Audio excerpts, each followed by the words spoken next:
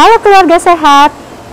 Demam adalah salah satu gejala penyakit yang seringkali menjangkiti anak-anak.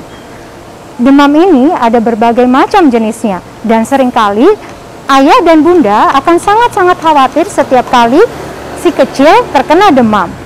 Apa saja sih sebenarnya penanganan yang dapat kita lakukan di rumah dan apa saja sih jenis-jenis penyakit yang memiliki gejala demam? Ayo kita cari tahu di Sekilas Sehat bersama Dr. Lalu Irawan, spesialis anak. Salam sehat dan halo keluarga sehat. Kembali lagi di acara Dialog Interaktif Sekilas Sehat bersama saya, host acara ini Dr. Niputu Indradewi Mars. Hari ini kita kedatangan tamu, dokter spesialis anak, Dr. Lalu Irawan. Selamat datang Pak Dokter dalam acara Sekilas Sehat kita pada hari ini. Apa kabar Pak Dokter? Baik. Selama kondisi pandemi ini Pak Dokter sehat? Sehat selalu ya, alhamdulillah. Baik. Kita mulai sedikit Dok diskusi awal kita. Pada hari ini yang akan kita bawa temanya kebetulan adalah demam pada anak Pak Dokter. Sebenarnya demam itu sendiri Pak Dokter, ya, seperti yang kita tahu, ayah dan bunda yang datang pastinya akan sangat khawatir setiap kali anaknya demam. Benar demikian ya Pak Dokter ya? Tapi demam ini sendiri sebenarnya Pak Dokter, apakah merupakan suatu gejala saja ataukah demam ini sendiri adalah suatu penyakit Pak Dokter? Iya, terima kasih Dok. Jadi demam itu adalah suatu gejala ya, gejala dari penyebab-penyebab yang mendasari. Jadi pasti ada sesuatu yang mendasari demam itu. Nah, penyebab-penyebab itu yang paling sering adalah infeksi. Infeksi adalah merupakan penyebab tersering dari demam pada seorang anak. Nah, infeksi itu bisa berupa infeksi bakteri, infeksi virus, infeksi jamur, infeksi amuba dan sebagainya ya. Nah, itu yang paling sering. Nah, di samping infeksi ada lagi penyebab-penyebab lain daripada demam, seperti adanya peradangan. Nah, peradangan ini bisa disebabkan karena adanya suatu proses seperti penyakit autoimun, misalnya penyakit SLE, misalnya artritis, rematik, seperti misalnya pada anak yang tumbuh gigi gitu, atau setelah misalnya setelah pasca imunisasi. Pasca imunisasi. Pasca imunisasi dan difteri yang paling sering adalah DPT ya, bisa menyebabkan demam yang tinggi pada anak. Dan penyebab lain adalah adanya penyakit keganasan. Penyakit keganasan itu merupakan penyebab sering sekali menyebabkan demam, seperti pada leukemia ya, leukemia, ALL, AML seperti itu. Dan ada lagi penyebab-penyebab lain yang menyebabkan demam, seperti misalnya pada kondisi dehidrasi, ya, jadi kekurangan air, seperti pada anak dengan diare. Diare menyebabkan kehilangan air dan itu menyebabkan cairan tubuh akan keluar sehingga anak mengalami dehidrasi. Salah satu gejalanya adalah demam. Kadang-kadang demamnya sampai tinggi sekali dan kadang-kadang bisa menyebabkan sampai terjadinya shock ya. Nah, selain itu juga yang ada obat-obatan. Nah, obat-obatan, beberapa jenis obat-obatan dapat menyebabkan demam pada anak ya, seperti allopurinol ya, amphotericin, antibiotik dan sebagainya. Jadi secara yang saya tangkap dari Pak Dokter jelaskan, mohon maaf saya potong sedikit Pak Dokter, demam itu adalah kumpulan gejala-gejala yang nantinya ada dasarnya, ada penyakitnya ya Pak Dokter. Pasti ada penyakitnya, ada penyebabnya. Sehingga yang paling penting pada anak dan demam, kita harus tahu apa penyebabnya. Betul. Nah, ini yang menarik sekali kan tadi Pak Dokter sedikit saya ada tangkap Pak Dokter menyatakan bahwa itu demam itu disebabkan oleh karena infeksi. Betul demikian ya Pak Dokter ya.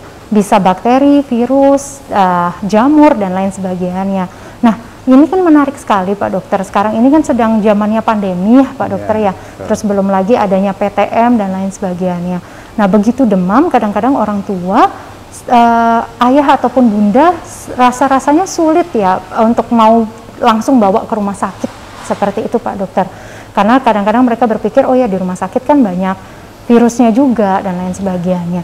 Nah, Pak Dokter, ada nggak kira-kira usul atau saran Pak Dokter, bagaimana sih penanganan demam dini selama di rumah mungkin, sebelum misalnya nanti pasien atau si anak dibawa langsung ke rumah sakit bertemu dan konsultasi dengan dokter anak? Ya, untuk orang tua dapat melakukan mengelola sendiri demam ya. Sebenarnya demam itu jika demamnya tidak begitu tinggi, sebenarnya tidak perlu di apa-apakan gitu. Sumeng-sumeng gitu ya Pak Dokter ya, meriang-meriang. Sebenarnya demam itu sendiri punya beberapa efek ya yang menguntungkan. Jadi pada kondisi infeksi, demam itu berfungsi untuk mencegah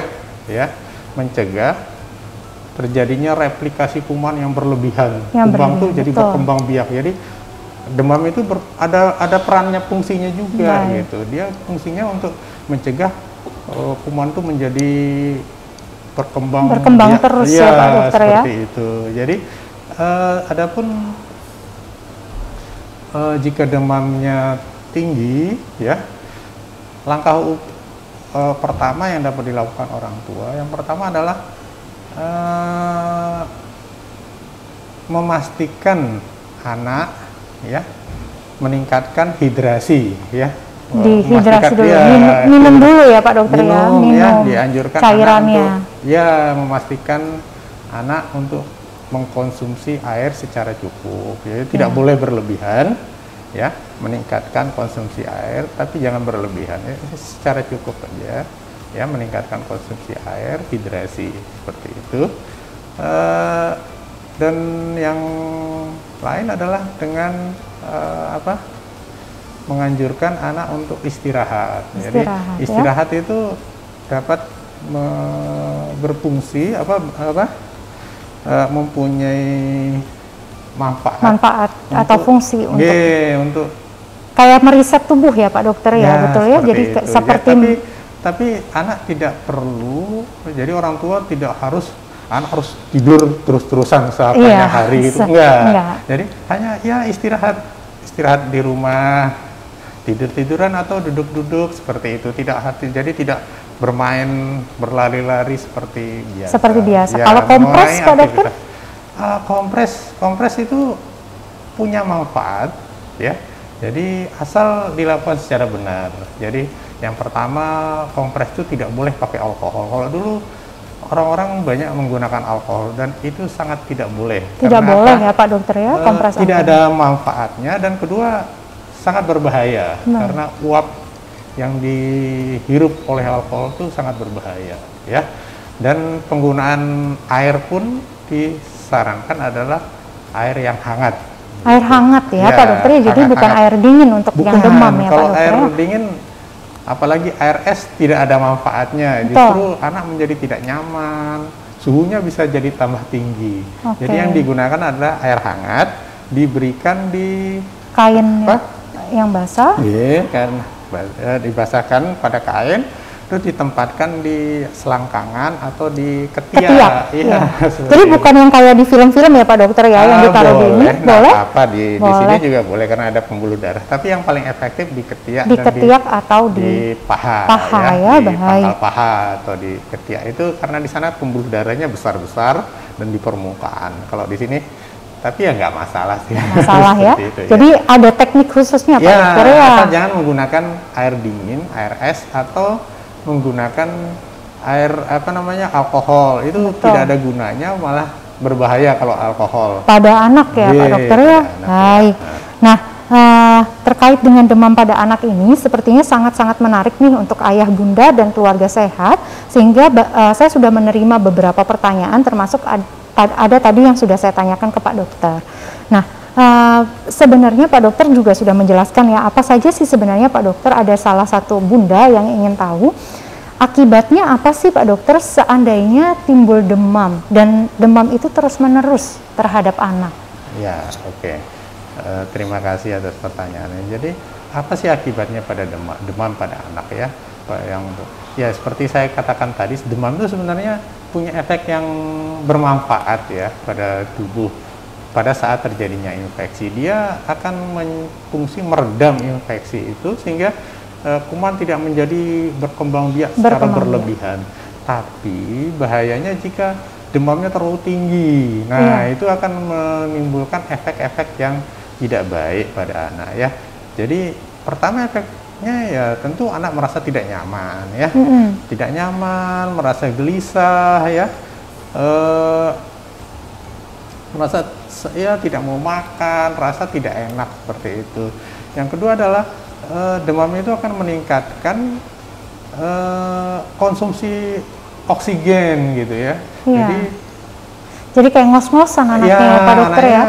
Apa namanya, konsumsi oksigen meningkat, kebutuhan oksigen meningkat, produksi CO2 juga meningkat. Sehingga akibatnya apa? Pada anak-anak dengan kelainan yang sudah penyakit kronis ya, seperti penyakit paru, itu akan otomatis akan meningkatkan kebutuhan oksigennya, jadi terjadinya sesak seperti betul. Itu juga akan menyebabkan meningkatnya penguapan air. Jika demam terjadi terus-menerus dalam jangka waktu cukup lama, mungkin dehidrasi ya Pak Dokter ya. Dehidrasi. Pada kondisi-kondisi tertentu, pada anak-anak usia 6 bulan sampai 5 tahun, itu demam yang tinggi bisa menyebabkan terjadinya kejang demam ya. Kejang demam ya. Tapi sebenarnya kejang demam itu proses yang normal ya pada anak ini, tapi bagaimanapun itu akan menyebabkan rasa ketakutan ya pada orang tua ya. Betul.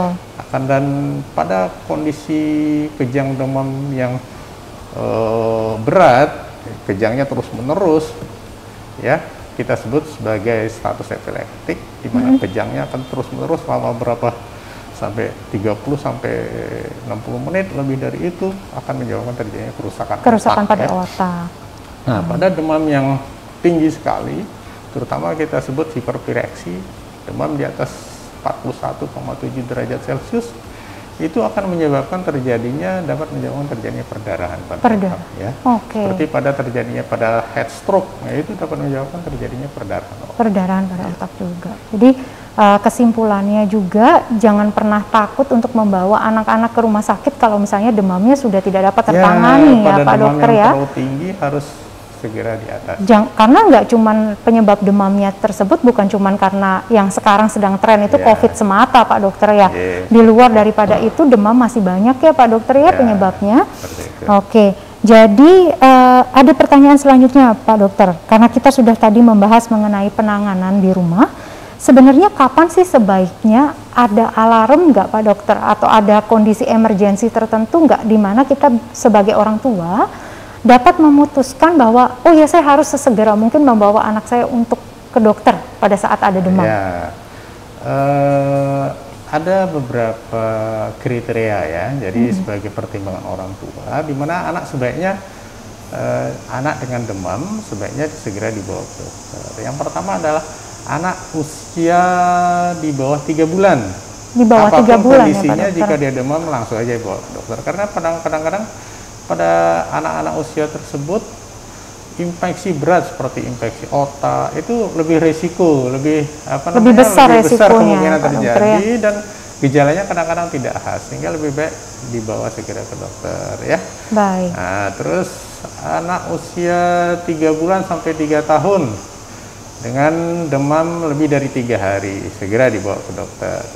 Anak usia 3 bulan sampai 3 tahun dengan demam tinggi lebih dari 39 derajat Celcius sebaiknya langsung segera dibawa ke dokter. Betul. Anak dengan usia berapapun dengan demam yang lebih dari 40 derajat Celcius segera bawa ke dokter. Betul. Anak dengan tanda bahaya, itu harus segera dibawa ke dokter. Anak dengan demam lebih dari 7 hari segera bawa ke dokter. Anak dengan demam dengan penyakit-penyakit kronis, penyakit jantung, penyakit ginjal, penyakit lupus, penyakit artritis, segera bawa ke dokter. Dan anak dengan demam yang disertai dengan ruam. Nah, ada kemerahan-kemerahan. Ada kemerahan-kemerahan ya di area tubuh. Seperti itu ya. Nah, kalau untuk tanda bahaya apa yang harus diketahui pada seorang anak ya? Nah, ada beberapa tanda bahaya yang harus diketahui pada seorang anak. Tanda bahaya pertama adalah anaknya tidak respon. Ya, tidak mau dibangun, sulit untuk dibangunkan atau tidak ngantuk mau bergerak gitu ya Pak Dokter ya, ngantuk ya. Nah, itu tanda bahaya. Terus anak sesak sulit bernapas. Terus anak dengan kejang mungkin Pak Dokter ya. Ya, dengan kejang. Anak dengan ubun-ubun besar membonjol atau ubun-ubun besarnya justru cekung. Nah, itu tanda bahaya. Kaku kudu. Terus nyeri kepala yang hebat, terus nyeri perut yang hebat, muntah-muntah. Terus anak tidak mau makan, tidak mau minum, atau anak tampak sangat lemah untuk bisa minum. Itu tanda bahaya. Terus ada lagi anak dengan ruam ya, ada ruam, kemerahan, bintik-bintik kemerahan atau keunguan tampak seperti terbentur. Itu salah satu tanda bahaya ya. Juga ya. Anak menangis terus-menerus, anak dengan kejang, anak dengan gelisah ya. Terus kencing berkurang atau jarang kencing. Itu seperti itu. Tanda bahaya. Terus jangan lupa jika didapatkan adanya kebiruan ya, warna kebiruan pada mulut, pada bibir, pada kuku itu merupakan salah satu tanda bahaya. Baik. Jadi hal-hal seperti itu untuk keluarga sehat harus selalu dan wajib untuk diperhatikan ya. Karena hal ini akan sangat berbahaya untuk kondisi si anak itu sendiri ya Pak Dokter ya.